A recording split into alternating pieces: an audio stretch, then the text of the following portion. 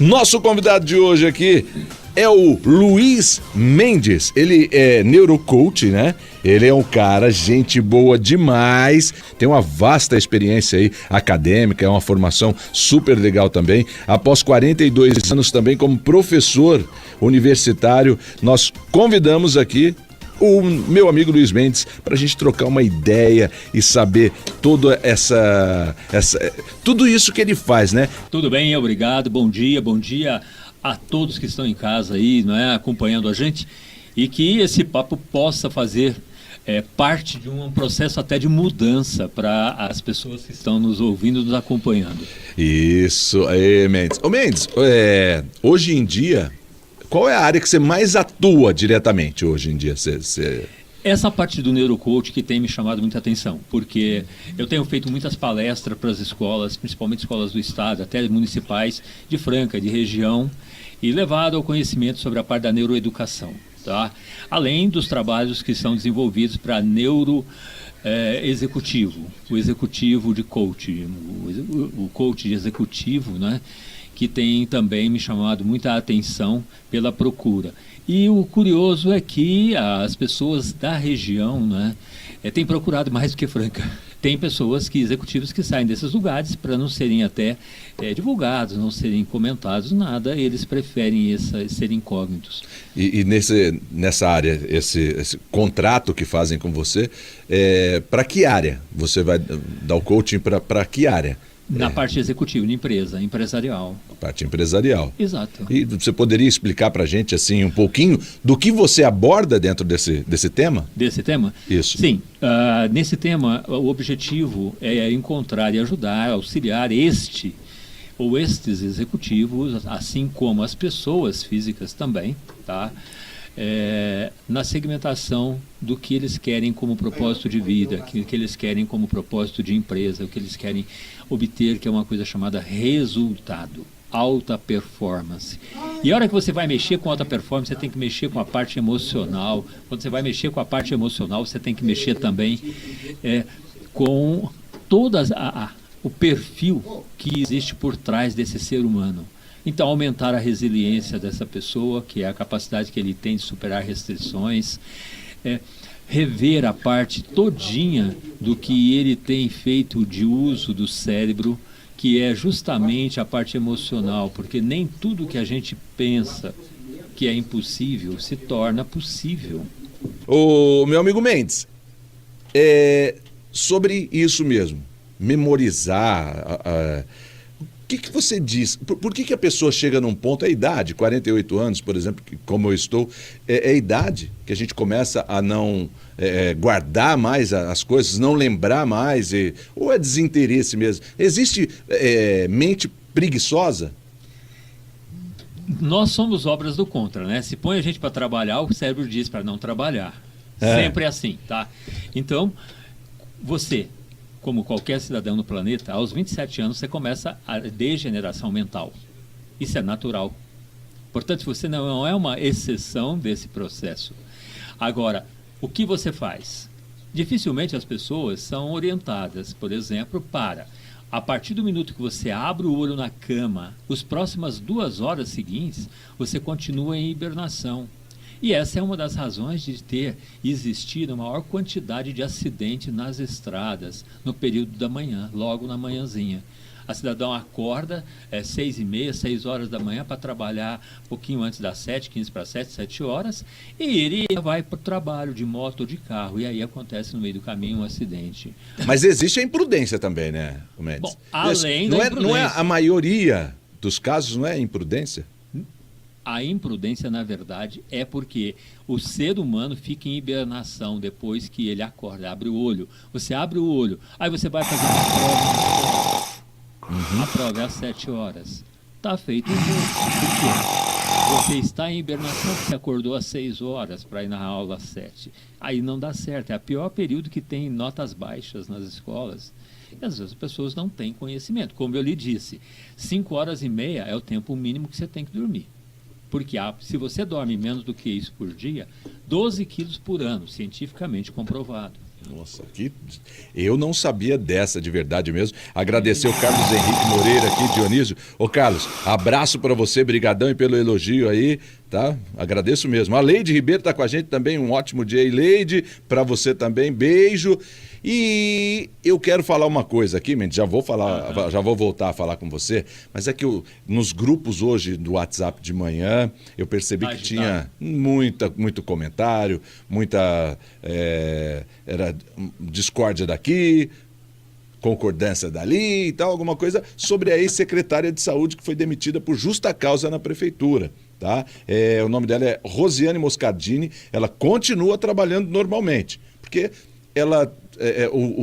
a justiça pode determinar, mas o prefeito que vai automaticamente definir se vai demitir ou se não vai, né? O Alexandre, que é o nosso ex-prefeito, na quinta-feira estará aqui e nós vamos debater, vamos trocar uma ideia com ele sobre isso daí. É uma pessoa bastante ponderada e vai saber realmente responder, como eu vi nos comentários dele aí nas redes sociais, sempre uma pessoa séria, respondendo com aptidão tudo aquilo que é falado às vezes a favor ou a contrário dele. Você teve a par nessa época de 2016, desses falsos médicos aí, tem uma opinião sobre o Luiz Mendes?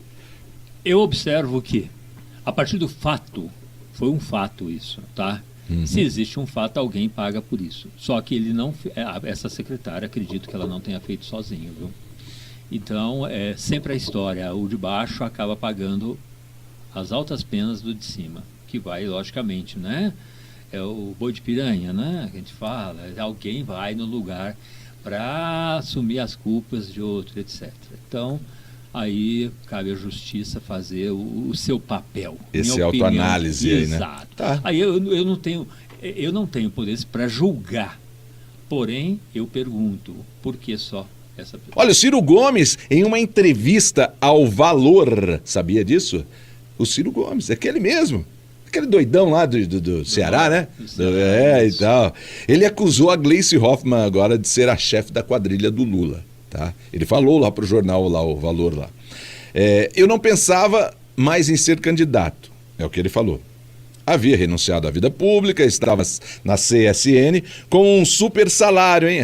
Claro, meu camarada, que você vai ter um bom salário, né? Você não vai entrar de cabeça no negócio para não ganhar nada. Com certeza, o salário é um ótimo salário. E ele falou que renunciou a tudo para brigar. E ele foi agredido caluniosamente, atropelado pelas costas por essa canalhada da cúpula do PT aí. Ele fala.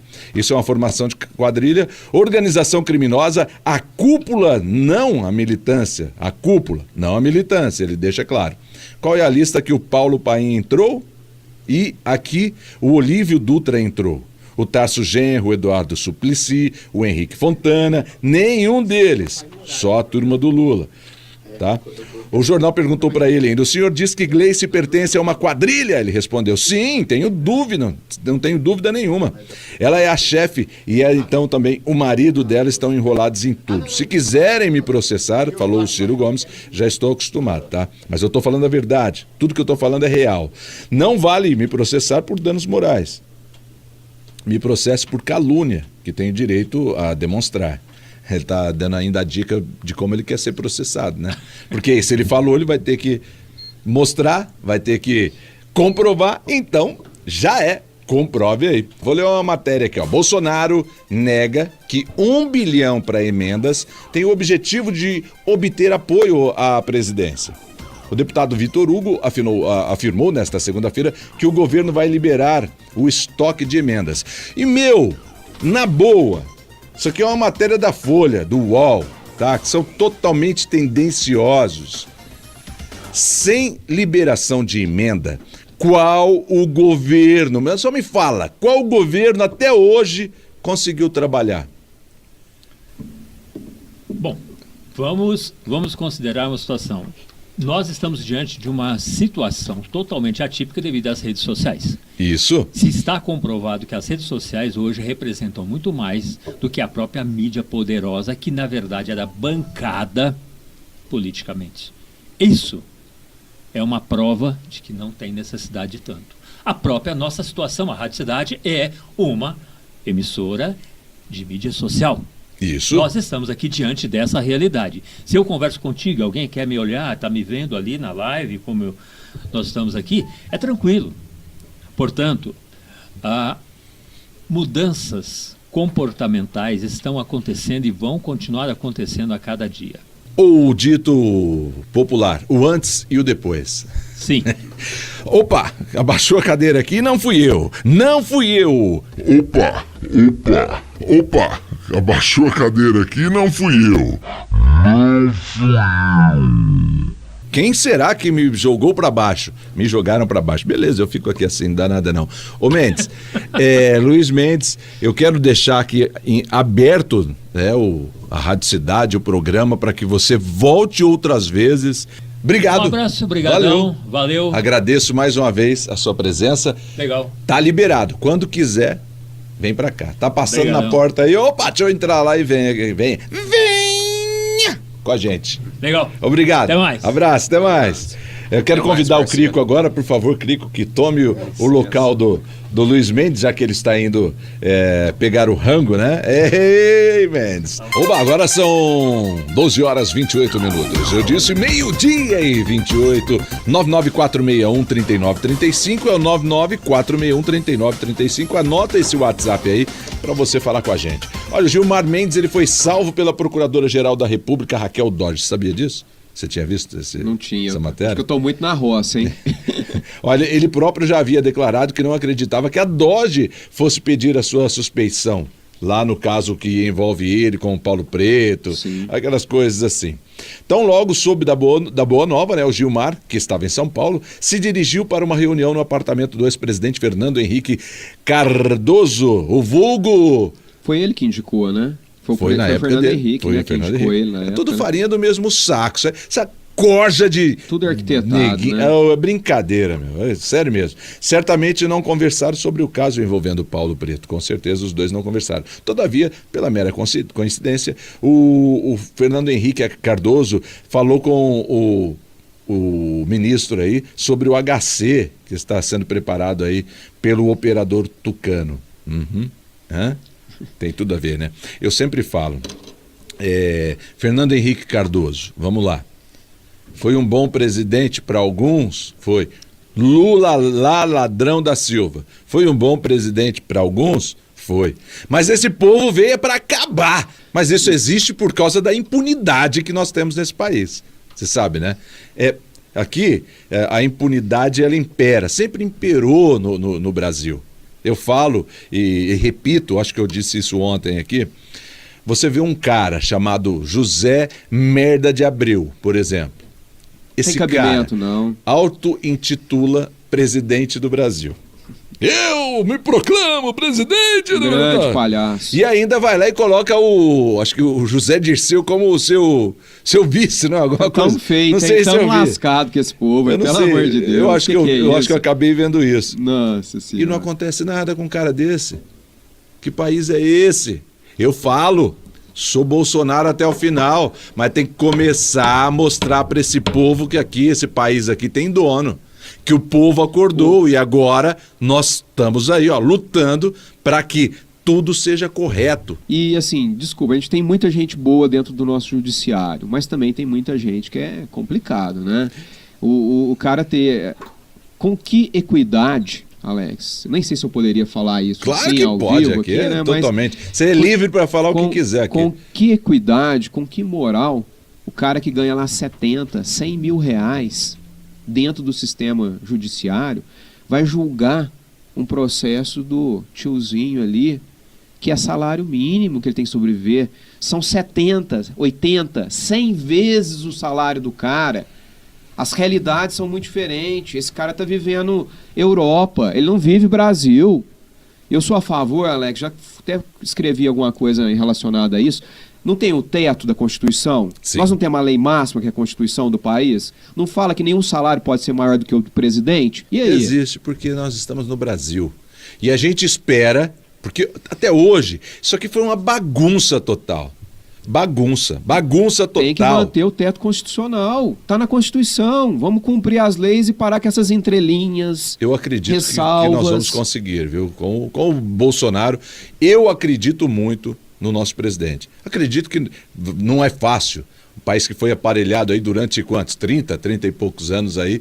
Não é fácil da noite para o dia você conseguir resolver todos os problemas. Mas eu acredito que nós vamos chegar lá, sabe? Que dure 4, 8, 12, mas que nós vamos chegar.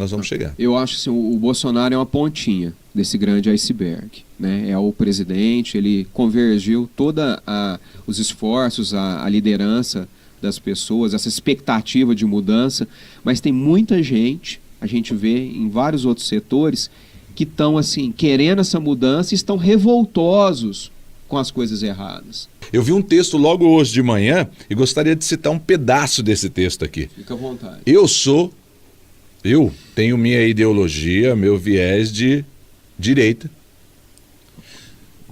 Tenho colegas, amigos, chegados de esquerda que não têm o pensamento do esquerdista, idolatrista, comunista. São de esquerda, ideologicamente, mas são pessoas conscientes dentro daquilo que falam. Sim, tem pessoas boas também. Então, eu vou ler parte desse texto aqui falando não para esses que eu conheço, mas para muitos que é uma grande maioria. É uma delícia ser de esquerda, fala o texto.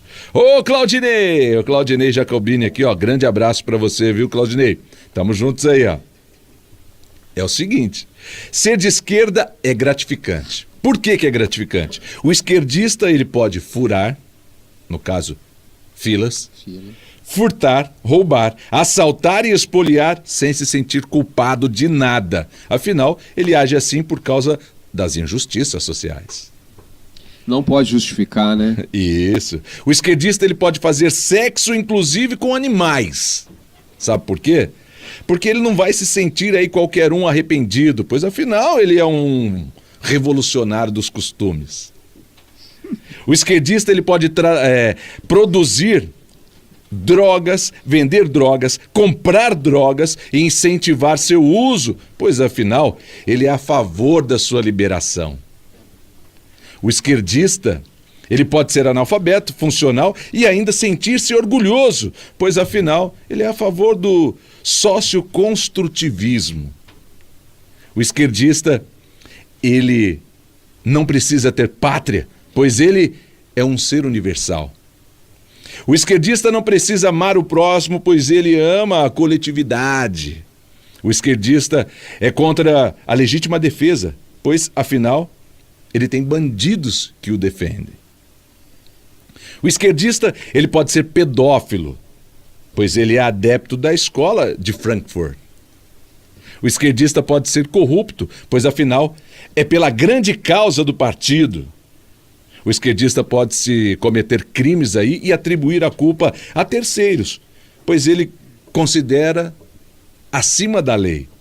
O esquerdista, ele pode ser fascista, nazista e utilizar esses bordões aí contra os democratas liberais, conservadores, pois ele segue a ordem, né? Diga dos outros aquilo que você é. O esquerdista, ele ama o comunismo, um paraíso de igualdades, mas ele nega viver em Cuba. O esquerdista, ele diz que defende o trabalhador, mas ele nunca trabalhou. Nem que tem carteira assinada, muitos desses, né? Isso. Nunca teve, né? O esquerdista diz que luta pela reforma agrária, mas ele nunca esteve ali para cultivar alguma terra. Você sabe muito bem disso. Põe peão ali para trabalhar debaixo do sol, na enxada. Não vai. O mosquito te arrebentando, vem no ouvido, e aí o sol vai te batendo, o suor te queima os olhos. Não é qualquer um que dá conta disso, não. O esquerdista, ele é contra o capital, mas ele é financiado pelo próprio capital. Então o esquerdista, na maioria das vezes, é um hipócrita geral.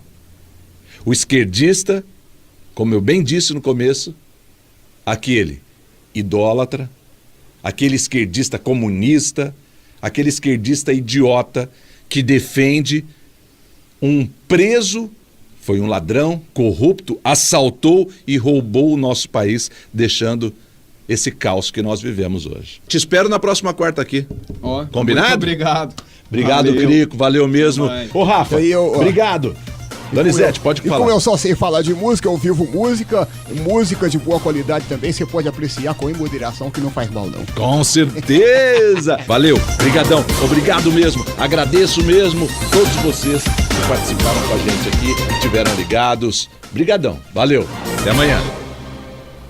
A Rádio da Comunidade, Rádio Cidade.